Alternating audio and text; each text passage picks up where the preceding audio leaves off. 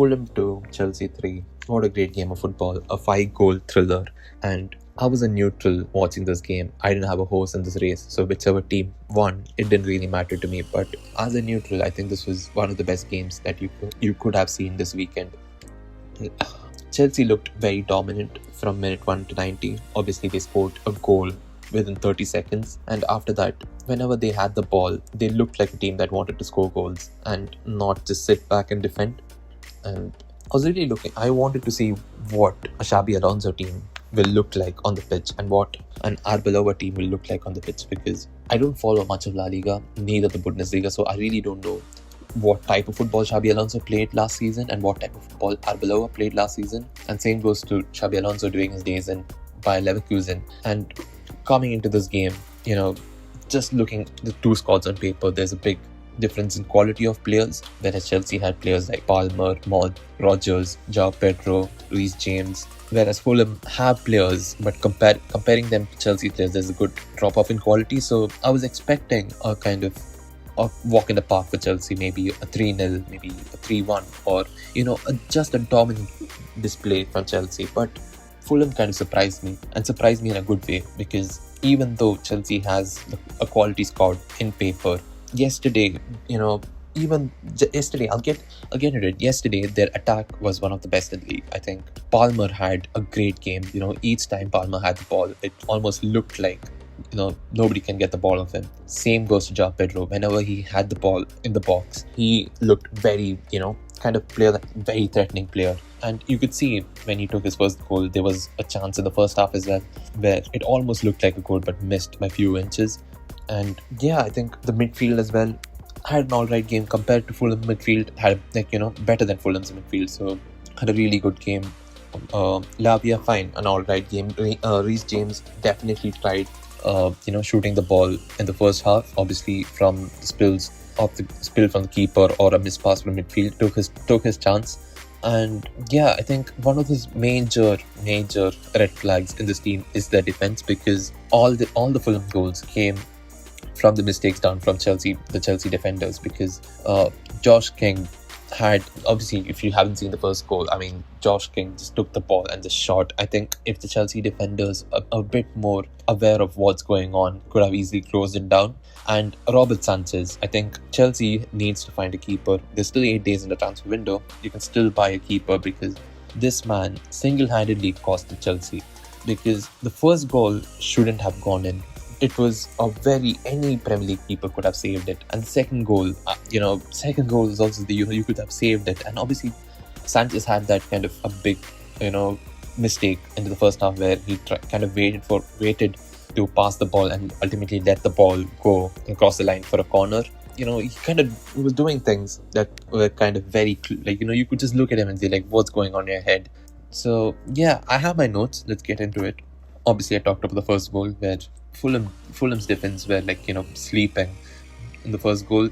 Colwill had a yellow card in the first half, which is a fair yellow. But coming into the second yellow, Romeo Lavia, I'm a Tottenham Hotspur fan, and I've seen challenges like that given a straight red. Funnily enough, I spoke to a Chelsea fan after the game, and he kind of agreed with me as well. I think that challenge looked like a straight red, and if hypothetically Lavia was off the pitch, this game would have ended way, way differently than a 3-2. I think if Lavia was off the pitch, there is one man off the pitch. I'm not saying quality-wise, but it's one man off the pitch. I think Fulham would have took that advantage of Chelsea being a man down. I think the score would have been way different come 90 minutes if Chelsea went man down. And one more thing that impressed me of Fulham is their passing. I think when Fulham had the ball, and there are kind of phases where they had this one-touch passing going on and trying to get a shot off, and while they are in possession of the ball and while they are trying to kind of get shots on goal, they're kind of one-touch passing from the midfield to attack looked really good. I think that was something that's kind of impressed me as a fan.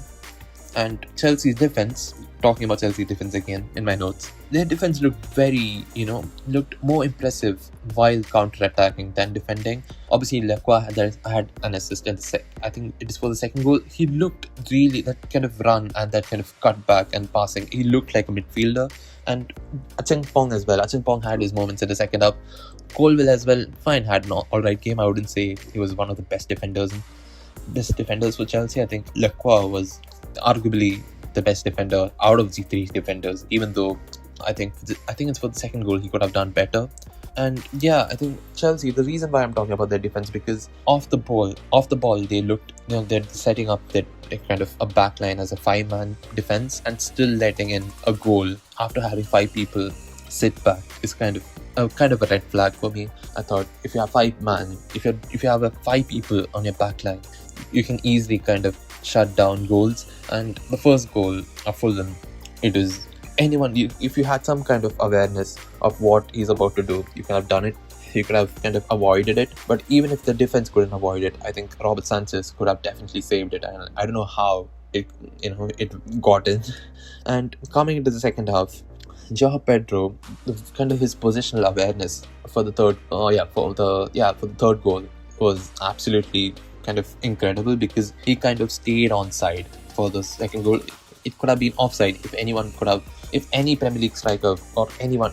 It's kind of those situations where if you start running in early, you can have easily been offside. But his kind of positional awareness for the third goal is really commendable. And there was a great attempt for Palmer before his goal as well. If you haven't seen, there was a great attempt, and obviously for his goal, a great goal. I think it was from a tight angle. I thought he could have saved it, but ultimately shot the ball and went through his legs. And yeah, another yellow card incident I want to talk about is Calvin Bassey. I think it is so funny. I think that it was like a clear dive. Obviously, it was a time that Fulham wanted a goal. I think they wanted to just get back into the game, just get a goal to get the momentum. Get the momentum by the side, and the dive was kind of pathetic. I think a fair yellow card, but hopefully it doesn't do anything like this and ever again, because it is really funny. And yeah, it is a great game. As I said, Chelsea looked vulnerable with the 5-man defense. And another thing is that Cole Palmer kind of had a wobble when he was subbed off. He had his injuries. Hopefully it's not anything bad, because he looked really good, and I want him to kind of go on with this form for the entirety of the season. He definitely looks like one of the players that can easily win a player of a season, because the way he played, because whenever he had the ball with him, it was impossible to get it off. So yeah, and yeah, that's my review of this game. I know it's nothing much, and yeah, see you for the next one.